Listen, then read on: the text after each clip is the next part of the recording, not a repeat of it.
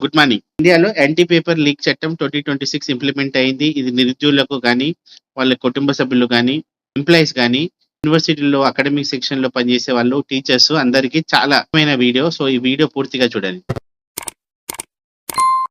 చట్టం పూర్తి పేరు యాంటీ పేపర్ లీక్ చట్టం 2026. So, public examinations prevention of unfair means సవరణ చట్టం. అంటే మీరు జనరల్‌గా రిక్రూట్‌మెంట్‌కి సంబంధించిన ఎగ్జాంపుల్ చూస్తే ప్రివెన్షన్ ఆఫ్ అన్‌ఫెయిర్ మీన్స్ అని కొన్ని ఇన్‌స్ట్రక్షన్స్ ఇస్తారు. అంటే ఏవేవి తీసుకురావద్దు, సెల్ ఫోన్ తీసుకురావద్దు, ఏదైనా అక్రమ వేలో మార్క్స్ సెక్యూర్ చేయడం గానీ చేయొద్దు. అలా ఉంటాయన్నమాట. సో, దాన్ని కొంచెం ఎలాబరేట్ చేస్తూ చట్టాలు కఠినతరం చేస్తూ ఇంప్లిమెంట్ చేసిన చట్టం ఇది. ఈ చట్ట లక్ష్యం ఏందంటే ప్రభుత్వ ఉద్యోగ నియామక పరీక్షలు, ప్రవేశ పరీక్షల్లో పేపర్ లీక్, అక్రమాలు, మాస్ కాపీయింగ్‌ను పూర్తిగా అరికట్టడం. పరీక్షలపై విద్యార్థుల నమ్మకాన్ని పెంచడం. అంటే అక్రమంగా ఏదైనా ఎగ్జామ్ జరిగితే ఆ ఎగ్జామ్ వ్యవస్థ మీద విద్యార్థులకు, వాళ్ళ తల్లిదండ్రులకు నమ్మకం పోతుంది. మరియు ఇనెలిజిబుల్ క్యాండిడేట్స్‌కి జాబ్ వస్తే అది వ్యవస్థకు నష్టం కాబట్టి ఈ చట్టము సమర్థనీయమే.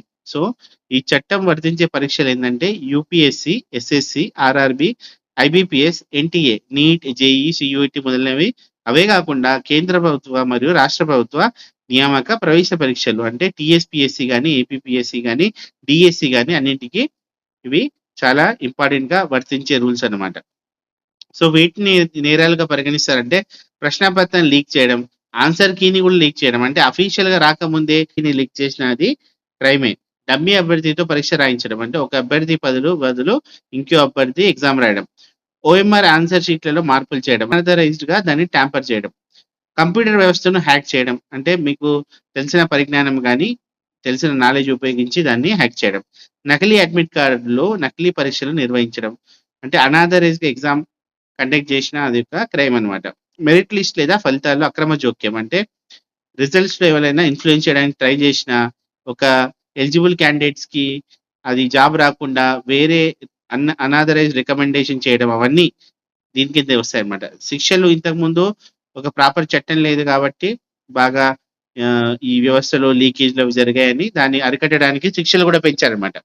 వ్యక్తులకు 5-10 సంవత్సరాల జైలు శిక్ష. పేపర్ లీక్ కేసులు ఎదుర్కొంటే జీవితం మొత్తం నాశనమయ్యే అవకాశం ఉంది. 50,00,000 వరకు జరిమానా వేయొచ్చు.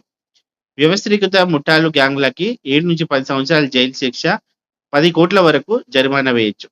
ఇవన్నీ బాగా కఠినమైన చట్టాలే. అంటే ఒక వ్యక్తి దీంట్లో చిక్కుకుంటే 10 సంవత్సరాలు జైలన్నమాట. పేపర్ లీక్ చేయడం కాదు. దాంట్లో పేపర్ లీక్ చేయడానికి ట్రై చేసినా శిక్షలుంటాయన్నమాట. 2 నెలల్లో దర్యాప్తు చేయమన్నారు. ఇది పెద్ద పరిణామం. పేపర్ లీక్ కేసులో ఎఫ్ఐఆర్ నమోదైన తేదీ నుంచి 2 నెలల్లో దర్యాప్తు పూర్తి చేయడం తప్పనిసరి. సో, 2 నెలల్లో దర్యాప్తు చేయాలి. 3 నెలల్లో విచారణ చేయాలి. ఫాస్ట్ ట్రాక్ కోర్టులో కేసు విచారణను 3 నెలల్లో పూర్తి చేయాలని చట్టం నిర్దేశించింది. ప్రత్యేక కోర్టులు ఇంతకుముందు ఏదైనా ఇలాంటి కేసులో చిక్కుకుంటే టైం పట్టేది కాబట్టి తప్పు చేసిన వాళ్ళు తప్పించుకునే అవకాశం లేదు. సో, దాన్ని అరికట్టడానికి ప్రత్యేక కోర్టులు, టాస్క్ ఫోర్స్, పేపర్ లీక్‌ల కేసులు దర్యాప్తు కోసం ప్రత్యేక టాస్క్ ఫోర్స్ ఏర్పాటు చేసే అవకాశం కూడా కల్పించారు. సర్వీస్ ప్రొవైడర్‌లపై కూడా చర్యలుంటాయి. అంటే జనరల్‌గా ఐబీపీఎస్ లాంటి ఎగ్జామ్స్ గానీ, కొన్ని ఆన్‌లైన్ ఎగ్జామ్స్ గానీ, ఒక అథరైజ్డ్ సెంటర్స్ ద్వారా ఎగ్జామ్స్ కండక్ట్ చేస్తారు. సో, వాళ్ళేమైనా తప్పు చేసినట్టు తెలిస్తే 5 సంవత్సరాల వరకు డిబార్ చేయవచ్చు. మళ్ళా వాటిలో ఇన్వాల్వ్ అయిన వాళ్ళకి సేమ్ శిక్షలు వర్తించే అవకాశం ఉంది. సో, ఈ చట్టం అనేది చాలా ఇంపార్టెంట్. ఇది అందరూ తెలుసుకోవాల్సిన వీడియో కాబట్టి ఈ వీడియో అందరికీ షేర్ చేయండి. అవగాహన చాలా ఇంపార్టెంట్ కాబట్టి ఇలాంటి చట్టాలున్నప్పుడు ఎవరైనా తప్పు చేయకుండా జాగ్రత్త పడడం చాలా మంచిది. ఎందుకంటే కెరీర్‌లో నాశనమయ్యే అవకాశం ఉంటుంది కాబట్టి. సో, మరింత ముఖ్య సమాచారం కోసం stay tuned and subscribe to my channel for useful information. Thank you very much.